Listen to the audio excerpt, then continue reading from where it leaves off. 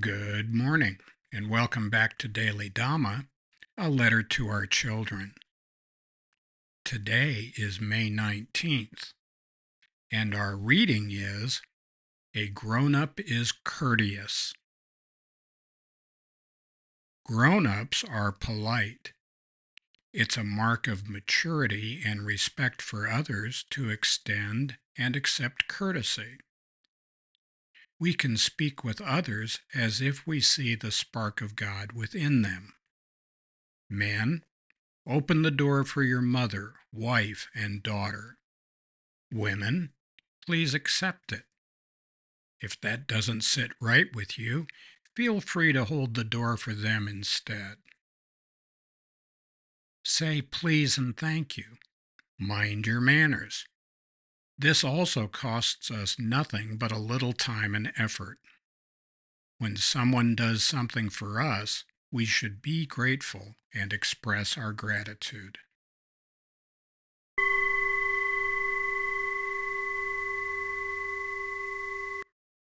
Sit up straight. Eat your vegetables. Get a good job. We don't really mean to be nagging at people, but courtesy is something that doesn't cost us anything and that is a social lubricant, if nothing else. What does it hurt?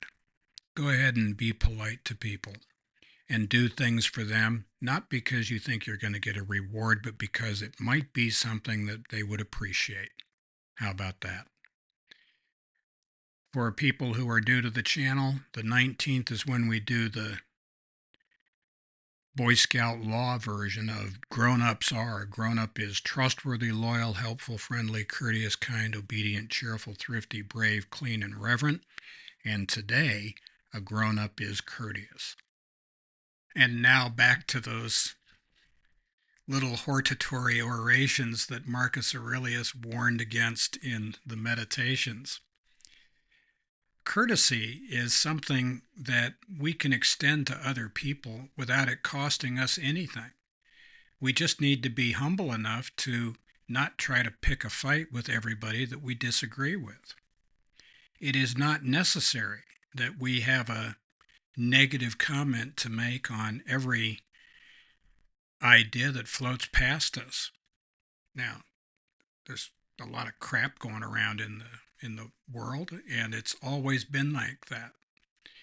And the question is this: is my criticism of another person going to improve that other person, or improve the mood in the room, or improve my life, or change anything in the big scheme of things?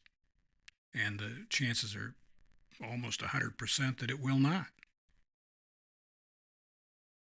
What business is it of ours if people believe different things or have different customs or live their life according to a different set of principles than the ones that we employ in our house? It, anybody got an idea about why is it that my beliefs ought to take precedence over your own beliefs, and vice versa?